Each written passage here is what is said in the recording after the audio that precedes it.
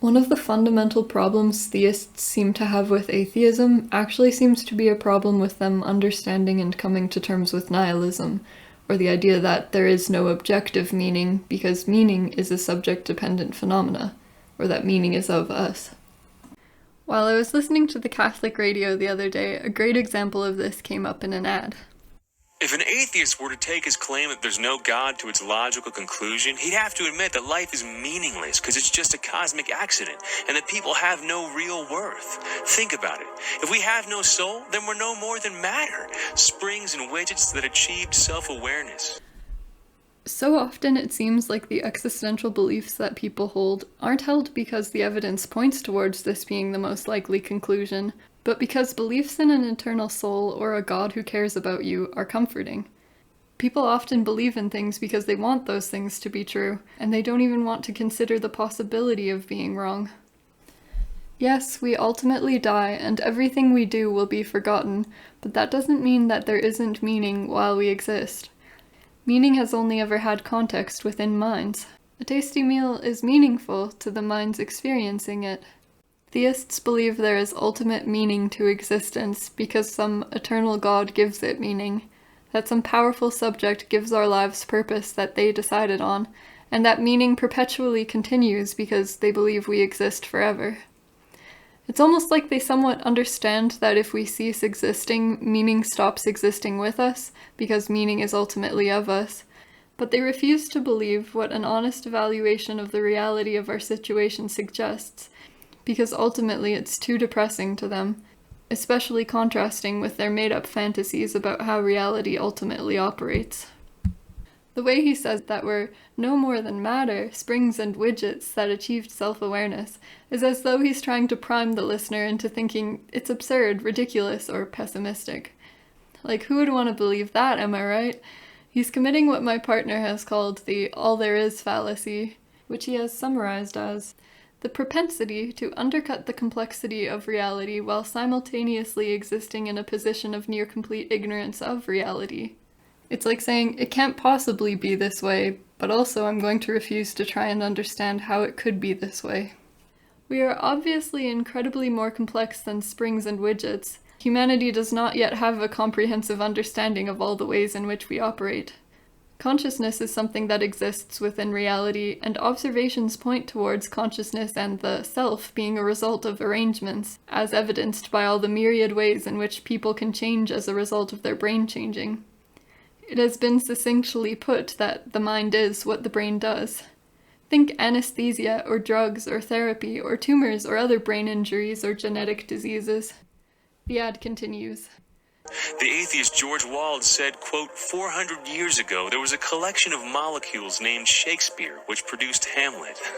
And Bertrand Russell said that all man's achievement will be buried beneath the debris of a universe in ruins. Of course, you might meet an atheist with a sense of purpose or high moral standards, but that's not because of their belief that life's an accident and man is just highly evolved space sludge.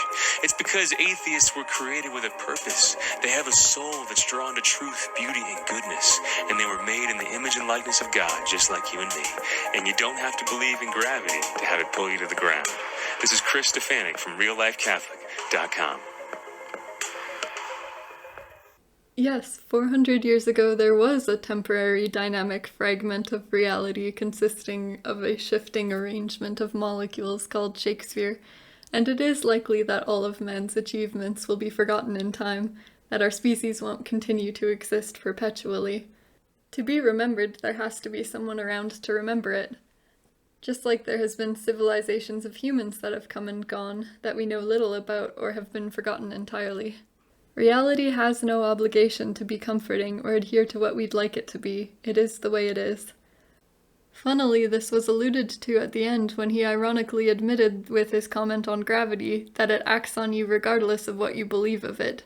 But unlike with gravity, the effects and influences of gods are psychological in nature. They have no external basis. And to the point that we are created in the image and likeness of God, I would highly recommend this TheraminTrees video that will be linked in the description, where he addresses the nonsense of that claim even if a God were to exist.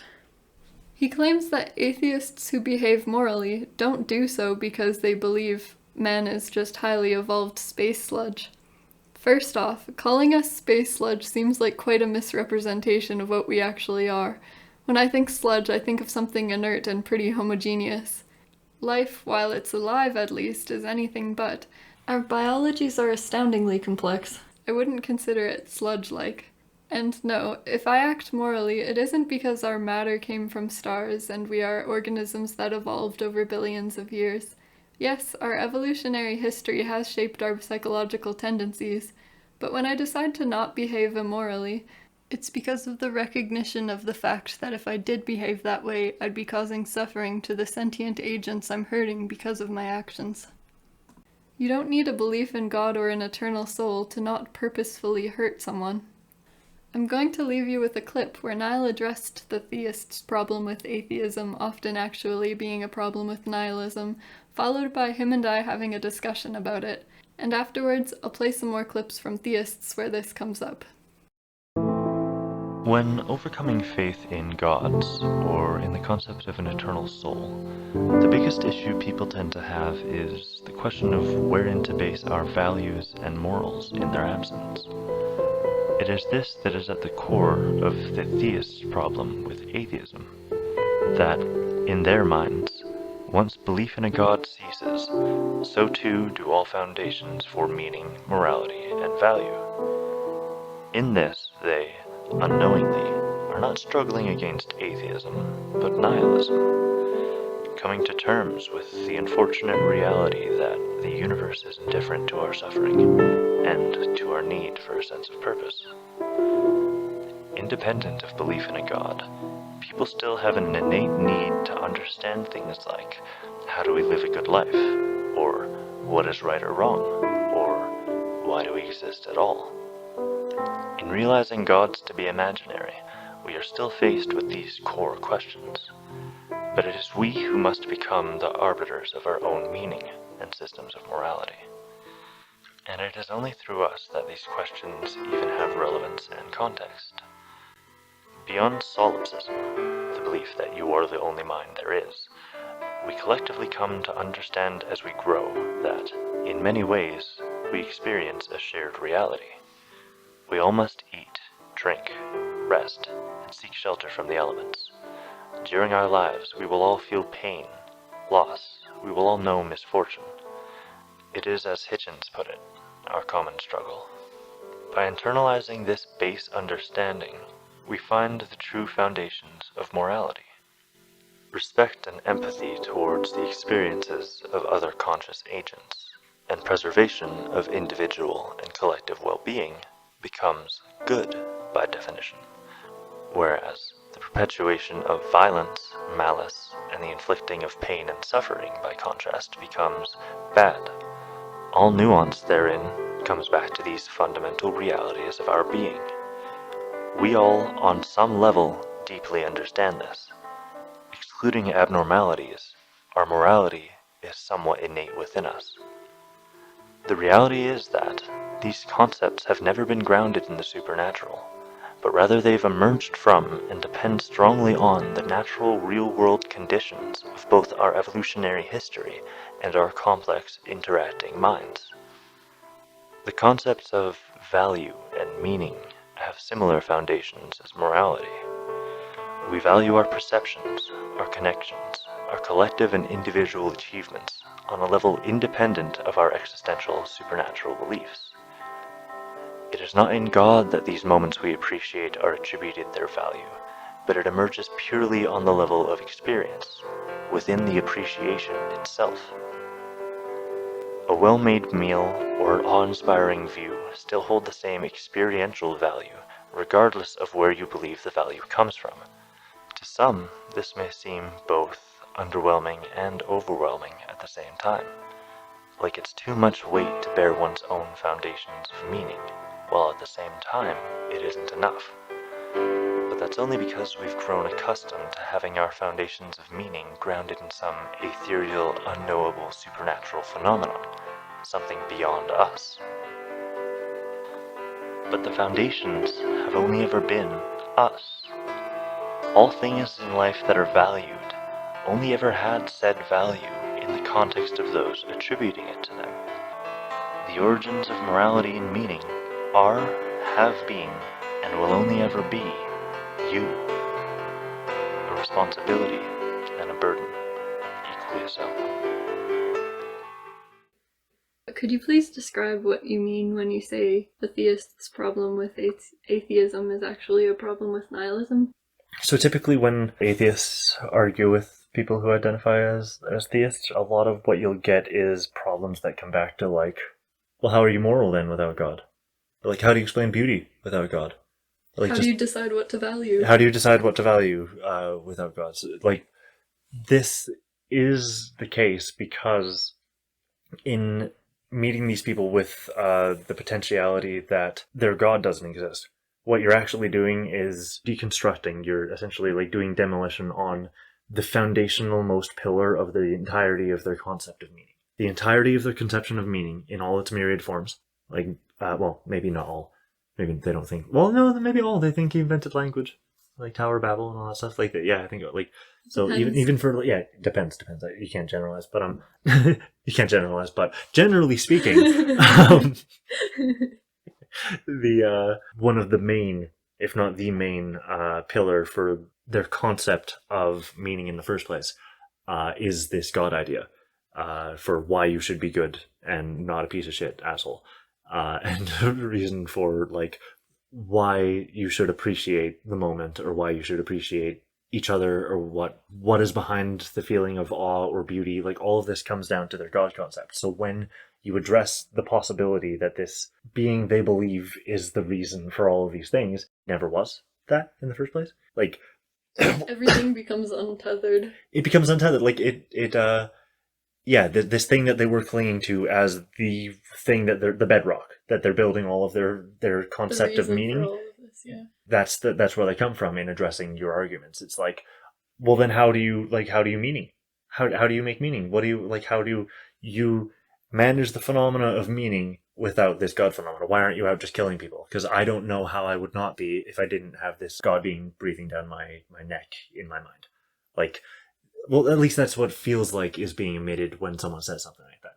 You know, like if you're genuinely talking to me and saying, hey, if you don't believe in God, why aren't you out murdering people? That says that you think if you didn't believe in God, you would consider that as a viable life strategy. I can't believe people actually would say that. So, like, yeah. Maybe that's why people have such a, like, negative view of atheists. Sometimes they were like, well, if atheism, then there's no reason to be because good. They can't... They're met with the responsibility and burden of meaning making, because it's a responsibility and a burden, equally so. And with that, they just get scared. They're like, I can't... what? What do I decide to find meaning in, and why? Like, even though they've really been doing it all the time, and they love their pets, and they love their family, and they like good food, and they like XYZ, even though they have these meaning structures that they've been making all along, even though they pinned it on this God thing, they can't get over the... Yeah, it's essentially them being confronted with the problem of nihilism, and then like just hitting up against it. Even them thinking it all comes from the God thing is like another form of meaning that they're generating. Yeah, but it's a funny one because ultimately when you're saying objective meaning exists because God, all you're really saying is that objective meaning exists because this subject said so. Yeah, which is really fun. It's like God is given like a status of objectivity. Yeah, well, yeah, some people equate the universe to God, and again, that's a failure to comprehend the object-subject distinction.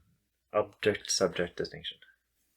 Okay, great. Was there anything else you wanted to say about the theist problem with atheism actually being a problem with nihilism? No, I think that mostly covered it. It's primarily about the fact that in having the foundational pillar of their meaning structure criticized or addressed or highlighted as potentially being false or non-existent, you're essentially challenging the entirety of their structure of meaning, which is like... And their structure of understanding of reality. Yeah. It confronts them with a lot of confusion. But more importantly, it's about like the big meaning things, like beauty and morality. And this is highlighted because of the fact that when you address these problems, they most often argue at you from the perspective of like, okay, then what morality?